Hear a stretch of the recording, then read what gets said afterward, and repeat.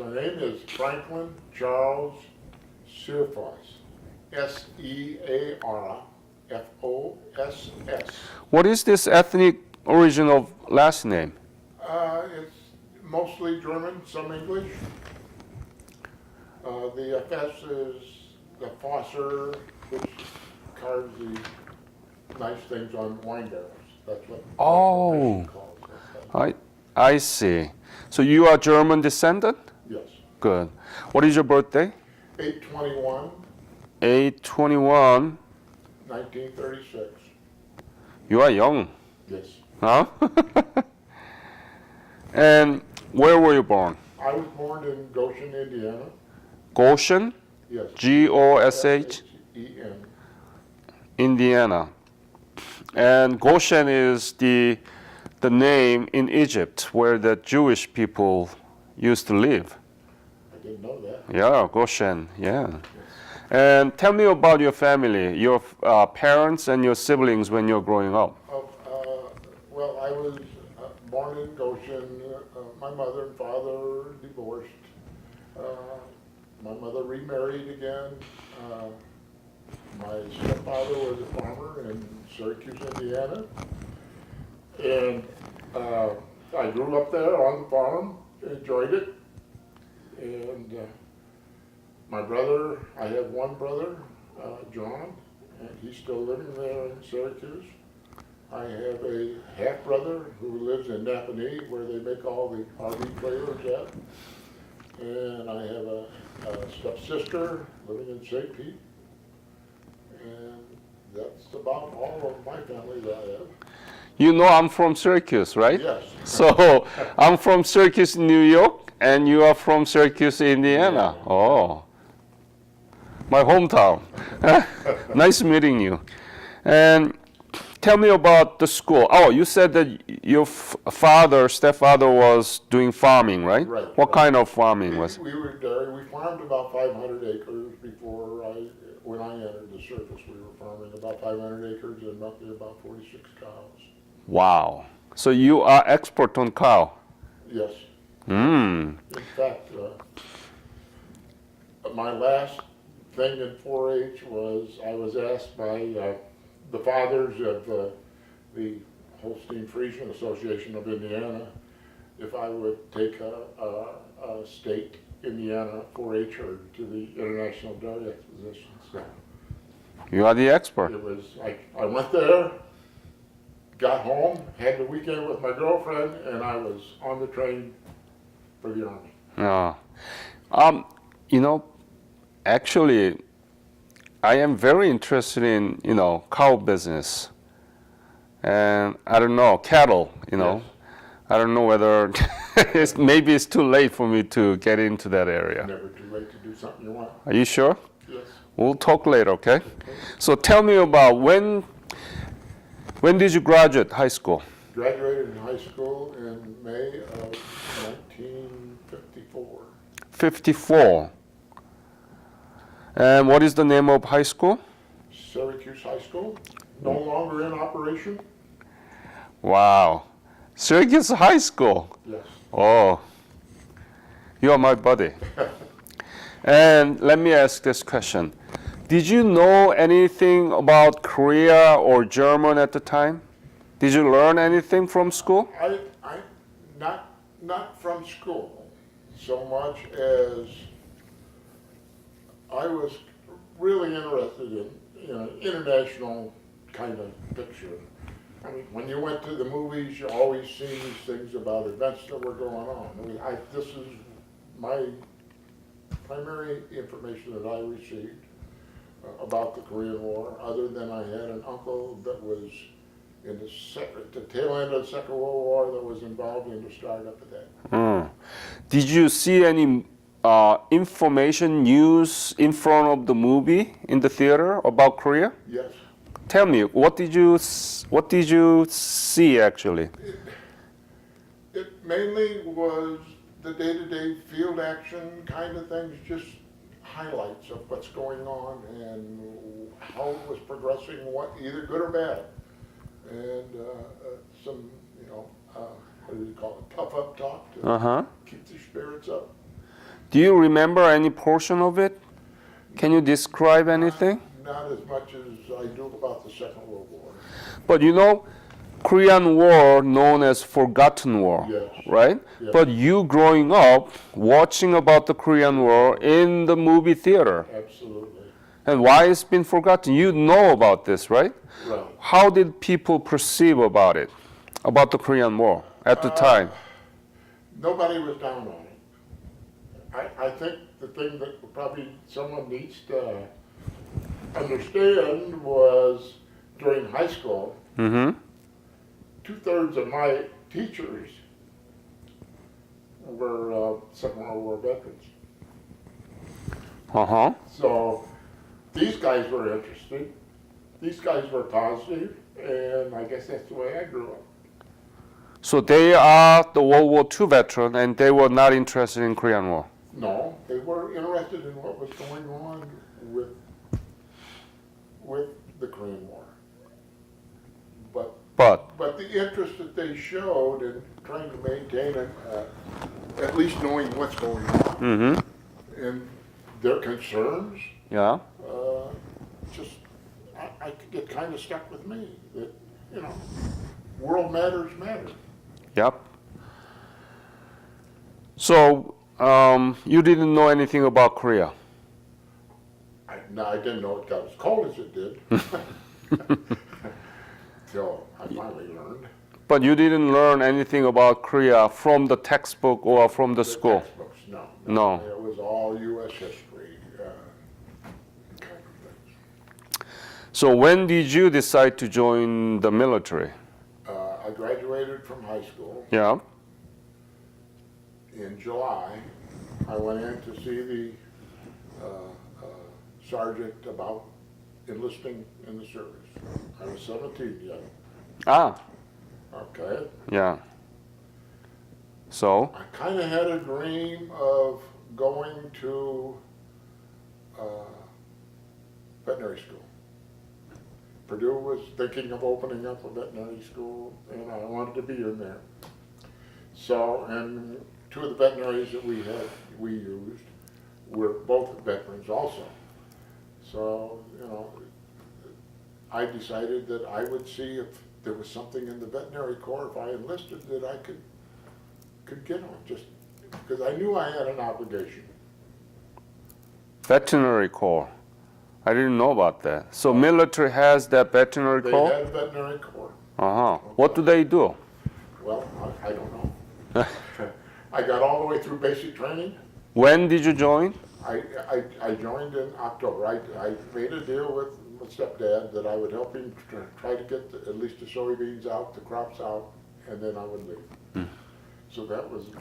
And so you got that, this. I got out there in October, around October 10th or 11th, I believe, And where did you get the basic? in Camp Chaffee at that time, Sport Chaffee, now Arkansas. Camp Chaplain? Chaffee. C-H-E. C-H-A-F-F-I-E-E, I believe. Okay. IEA, and that's in Arkansas. And was Army? That was Army, yes. It was home of the 2nd Armored Division. Oh, 2nd Division. Yes. Okay, and what was your MOS? My MOS then was a low order rifleman. And what was your unit? I don't know. It was a basic training unit. Okay, Okay. and then? And then from there, 2 days before we were finished, Yep. 2 days before we were finished, I was called into the commander's office. And he said, we got to have a talk. He said, the Army has dissolved the veterinary corps. Oh, You have an option. yeah. And your option would be, we choose another school or another MOS that you would like to go for, or you can go home now for good. And my option was, what do you got to offer? And they said, We can send you to medical specialist school. What? Medical specialist. Oh. So, So that's where I said, you got a deal.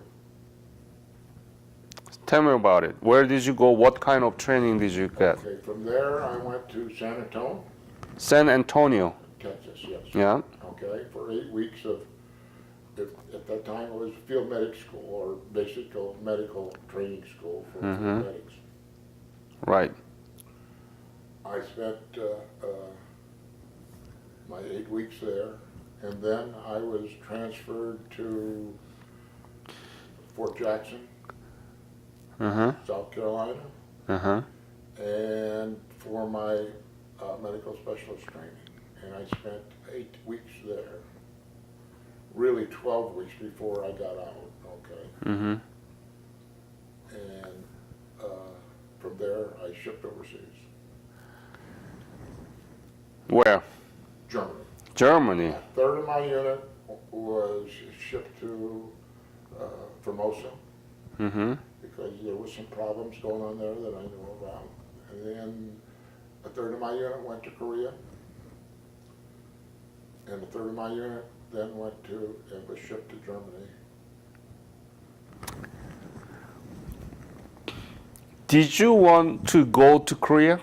To be honest, at the time. I didn't care. Seriously. I felt I had an obligation to serve my country. You are so patriotic.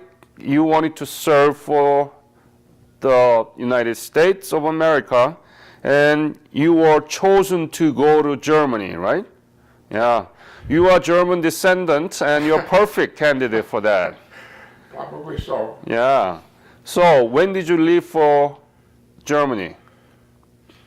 I got married on May 5th on a 3-day pass. That's 1954. This is 1955. 55? Okay. And from there, I crawled on the ship and headed over. So from where in the United States did you? From New York. New York. Yes. And where did you arrive in? Bremerhaven. Huh? In Bremerhaven, Germany. Could you spell it? No. All right. And so you were medical specialist. Yes. Okay. So what could you do? Well, if you looked at the qualifications when you walked out the door with your little ticket in your hand that you now have this MOS, they said you can go become a licensed practical nurse. Okay, and that was the qualifications I had. I ended up assigned to the 7th Army, and under USRA, or the United States Army, I ended up attached to Landstuhl Hospital in Germany. Landstuhl? Where is it? It's across the railroad tracks from Ramstein Air Base. It's in Landstuhl, Germany, is the name of the town. They call it Landstuhl Hospital. Close to Kaiserslautern.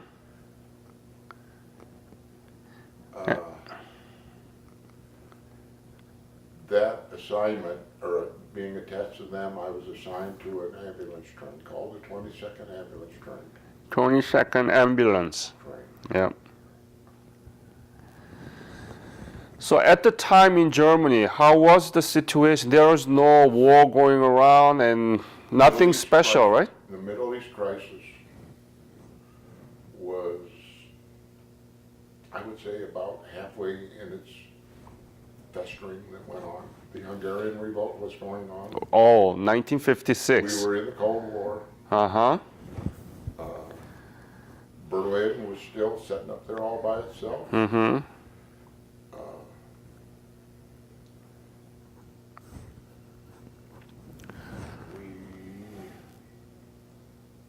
We were told we had 10 seconds to live once they detected a Russian plane coming at us.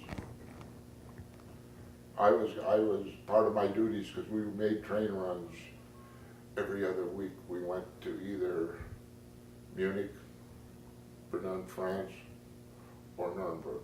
And then we would pick up from field hospitals all the way up as we came back to major hospitals that specialized in things, or air back to the States. Okay, out of Frankfurt. The airborne was dropped in there. I don't know if I should say this, but they were dropped in the middle of the night, south of Munich, in a bed of rocks. Why? Were there any operation military? Pardon? Were there any military operation in Munich in 1955? No, they were basing them, getting ready in case the Middle East. Oh, so they were training. No, they weren't training. They were tooling up. Huh. I mean, that one time I can remember when they put the 7th Army on alert. And I lived across the street with my wife at that time. She came over a year after I was there. For 48 hours, there was nothing but a solid line of tanks going by my house. They were ready to go. So a lot going on. Yes, my wife she would get checked once a month to make sure she was ready. She had to have a bag packed and ready to go when she was told to leave. They had a little education on it, but yeah, we were close. All the time I was there, living across the railroad tracks from the air base there, they scrambled all night long. There was always jets scrambling, and they were loaded. So that was due to the confrontation with Soviet Union and the communist country in Europe. Right. And they were trying to take over Hungary, that Hungary and then the Middle East crisis. Mm-hmm. Those things just kept us on our toes. Were there many casualties? No. No. Not really, right? No, Yeah. not really, other than just normal things. I would say things like, you see, any place where we've got troops, you're going to have accidents. Like what? Tell me, please. When you would go on maneuvers, you might have an accident with another vehicle, civilian vehicles and things of that nature. The trees were close to the road. Once in a while, if you had an accident and got off to the side of the road, you were gonna get hurt bad. So we had casualties from people running into the back of Deuce and Hands. So your duties were not really difficult or really, kind of pressured. We could feel the pressure, but yet we were relaxed. Mm-hmm. Okay. Good. And how much what was your rank and how much were you paid? Well, I was a private when I got there, and I think I was getting $97 a month. $97 a month. Right. When you were private. Right. Then I made PFC, and I forget how much I got paid then. It was not very much. It wasn't much of an increase. But with the $97, what were you able to do? I mean, you were given the uniforms, things to eat, food, and a place to sleep, right? Yes, the food was free.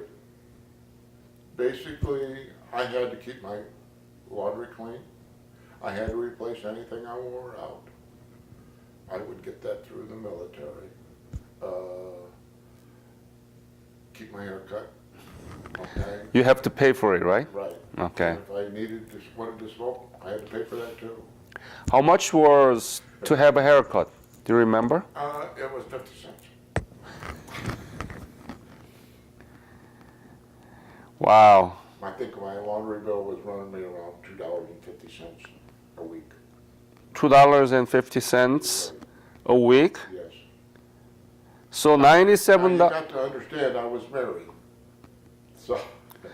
So where did your wife? stayed with her folks. Her folks means what? Her parents back here in back in Indiana. No, but you told me that your wife was Yeah, across I the brought her street. over a year later after I got Yeah, so how did she live there? Did you pay for that? Yes. With the $97? No. There was a, since you were married, you got an increase, a supplement. And I think that brought us up to about $150 or something. You know, money things weren't. Got it. What I got to live with that I didn't. You know, this is very interesting talk because the kids, the students, doesn't have any idea a dollar, with $1, what kind of things that you were able to buy in Germany in 1954. That's what I'm trying to figure it out. And how much did you pay for rent for your wife? For the wife and I lived off base then. Yeah, And so we had to buy our food now. right. Okay, when that situation came about, we were buying out of, and this was all military supplemented. We got our cigarettes and whatever things we needed through the PX. And through the commissary, we got our food supply, which was highly reduced. And Right. I have no idea what that cost. My lovely wife took care of all of that. She could take a bus up to the thing and up to the commissary, do her shopping, and come back. So what did you like most in Germany during your service? I like the people. They were highly apologetic About Nazi, about what they done. yeah, during the World War II. Yes, yes. And that's the biggest difference between Germany and Japanese. The Japan never apologized. Never apologized. They say sorry, but we feel that ignite more anger because they are not apologetic at all. Right. Yeah. Right. And we still hear from two of them that we were associated with while we were there. The landlord and landlady passed away. We heard up until about 2 years ago from their daughter. And a friend where we used to eat at, we still hear from her now and then. Nice people. Nice people. Right. I mean, the one incident we took a tour to Dachau, which was one of the concentration camps. You know, gassed people. I took pictures. I brought them home, and the people at the ladies at the PX, where you took your films to get them developed, they were very nice. Right? In fact, I've got an Army buddy that still is, you know, communicates with those. And went over to one of your weddings. Anyhow, she refused to send those films in. I see. So then we took tours up into Holland, and we still hear from those people where we stayed for the Tulip Festival.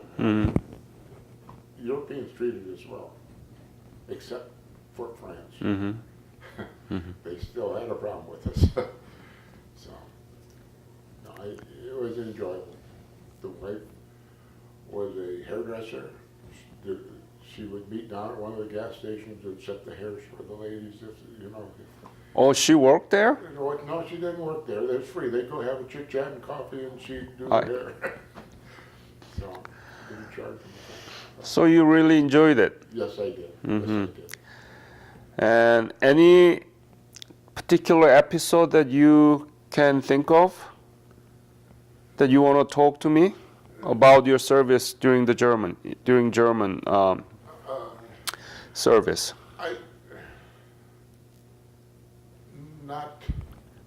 Not really, other than it was an experience that I will never forget. It was pleasant. I felt we were needed there, and I'm glad I had the opportunity to do it. But I don't want any place they told me. Did Germans thank you back for your service? Germany, no. No. The people that we kept communications with, that we had been in touch with, yes. You know, the Korean people continue to thank Korean War veterans for their sacrifice, for their fight. Why do you think there is a difference between Germans and Korean about American service? Because you were on our side. You needed us and we helped. We went over and we conquered and defeated them. That's an excellent answer. Frank, that's a good answer, I think. Yeah. That's my true feelings. It's So when did you leave Germany? in October of 1977. By then I had a daughter, Wow. What's her name? Gail Yvonne. She was 6 months old when we left Germany on the ship coming over, coming back. So And what did you do after you returned? after I returned, farming was not too profitable. Farmers were having problems. There wasn't a bank in the country that was going to loan. This was during the Eisenhower years. And my stepdad sat down and said, Frank, he says, I can't start you a business. There isn't a bank in the country that's going to loan you a dime to start farming. Is there anything else you'd like to do? And I said, sure. We'll find something. So I helped him through the summer. Then I went to Chicago to DeVry Technical Institute. Got an associate degree in electrical engineering. Went to work for IBM. Good company. And yes, and then I moved to New York up in the engineering community. I was an engineer with IBM up there. Very nice. Very nice. Poughkeepsie, New York. So what is your legacy as a Korean War era veteran? My legacy is to do whatever I can to memorialize those that have passed and to help those that are here. Frank, you can help my foundation to organize series of interviews of the Korean War veterans in your chapter or chapters near to your city. You know? Sure. Freeport, right? Yep. Yeah. How many chapters do you have around your city? Around Freeport's a small town. We serve membership out of 4 counties in northwest Illinois. Right next door to us is Rockford chapter, and then a little farther down is Greater Chicago. And a little farther down on the south side of Chicago is the Tinley Park chapter. And I know, and then we've got the Quad Cities, not too far away. So we've got this cluster in the northern end that we've got some pretty talented people. Do you know many people around that chapters? Yes, I'm currently state treasurer, Oh, okay, and senior vice of our chapter, and I'm pretty much active, okay. oh, Frank, then you are perfect. You know, so you can help us, right? Absolutely. Yeah, so please help us because this is very important to document their experience as veterans. And this is something that our school kids need to know and understand so that they know more about U.S.-Germany relationship in 1950s, Cold War era, right? Yes. And how the veterans actually return and how they paved the way for their life, you know? Absolutely. The people that do appreciate us over there in Europe, that where the, not so much the Scandinavian countries, but Denmark and Holland, those people, I mean, Yes. Holland. they, when 9/11 hit, you couldn't believe the letter I got from the people in Holland that we stayed with while we were touring. Just felt seriously sad. Mm-hmm. Yeah. Yeah. They know how to respect the service of the veterans. Well, Yep. they were in need of help. Yep. Somebody came to the rescue, and they didn't forget it. Mm-hmm. So it's very nice to know your service in Germany and how you feel about it Yeah. and how patriotic you are for the state of, United States of America. And if you can organize this series of interviews in the Chicago area and your area, it will be great because we haven't done much of the Korean War veterans interview in that area. So I want to ask you to help us. I will. Okay. Any other message you want to leave to this interview? I guess my problem is I feel everybody has an obligation to a country, or they don't look. That is not problem. That is your patriotism.